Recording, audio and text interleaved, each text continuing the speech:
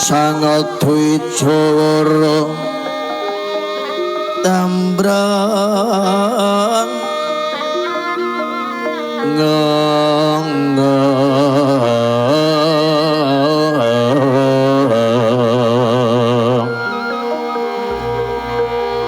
lera suaraning matur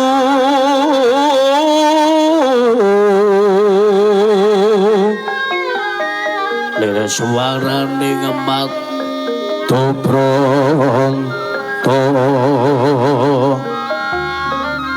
manung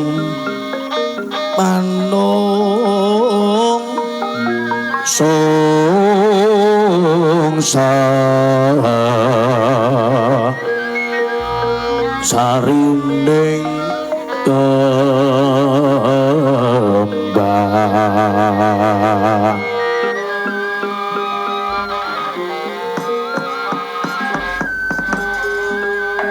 iler tandure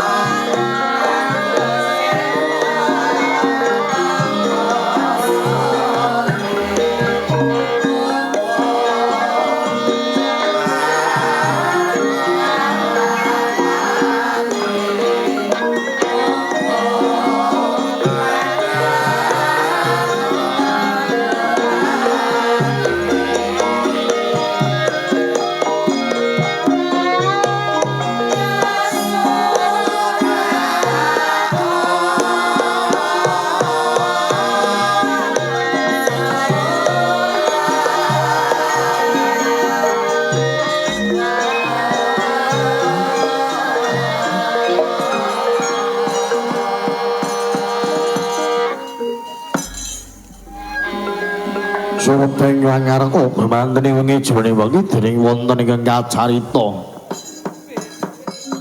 kacarita mung gambaring Arga Dursina Arga araning Gunung Kantursina yen dicatur ana isine marma ginambar segitiga minangka perlambang uriping manungsa manjing Tribawana Triwilangan Tribawana sing alam ingkang telung pirangan yaiku alam kalbu, alam rame miwah, alam gelanggengan. Alam kalbu penang jebing bayi kinandut ing garbaning biyung sempurnane 9 wulan 10 dina. Alam rame uriping manungsa witahe mercapada kang ngendikaning para winasis bebasan kaya wong kang mampir ngombe ning alam gelanggengan. Sukma lan raga sampun pinisah sing maune ora ana dadi ana. Sawisana besok bakal bali mring asale ora ana. Pucuking gunungan ana gambaring kembang pancawarna kembang gandane wangi. Panca 5 warna rupa manungsa kang gayuh luhur asmane ngerti marang sembah. Kang 5 perkara bangsa kita kagungan pogran Pancasila. Dawing agama suci 11 sedina sewengi 5 wektu minangka kewajiban sarta cagaing agama.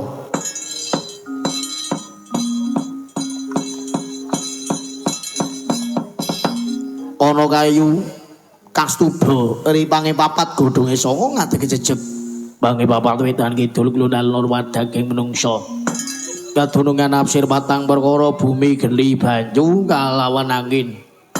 Cahya abang ireng putih kuning cara sedulur papating menungsa Supiyah, Hamarah, Haluhamah lan Mutmainah.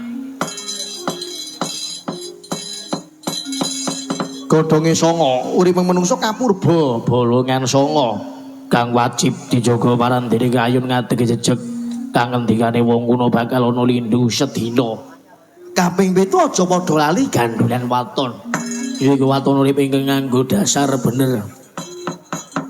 Sak bejo-bejane wong kang lali si bejo wong kang eling lan waspada yena ya ana yen leno bakale kena.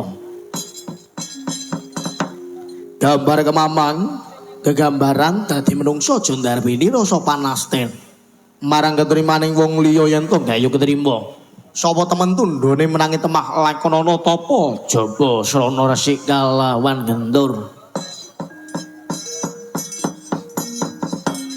Ana gambar manuk merak kang iso marakati rengganing rengganan.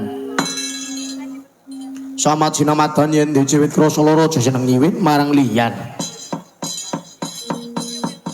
Gambar lutung jaman kuno padha sugih petang wetung dinane 7 rangkepe 5 sasine 12 windune 4.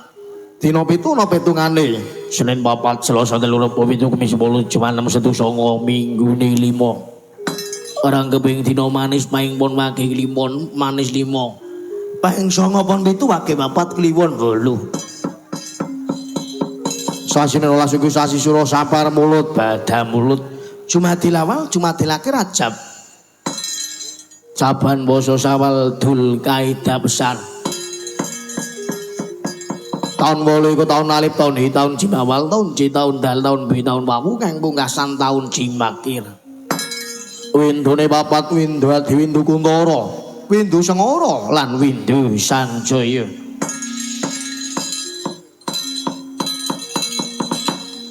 Ana gegambaran wujuding macan. Wong pinter kang ngiwake marang kepinterane. Nelisir ing pagering pepener, nelisir ing pagering agama lan nelisir ing paugeraning negara. Gambar kebo mapan iring tengen gegambaran wong bodho tumindahe becik rameng gawe seping pamrih trima ing pandumtur lan pundar weni watak adigang adigung lan adiguna. Adigang lakune kedang ngendelake mring playune adigung lakune gajah. Ngendelake mring krasane yen to adiguna. Lakune ngulung ngendelake mring sembure kang ampuh ning ngelinga. Manungsa kang gonan limpi lali wakalawan gingsir nyokro manggilingan. Pinter sundu langit duweni lali sakti rapah sagaman duweni pengapesan. Kasampuran mugung kagungane Gusti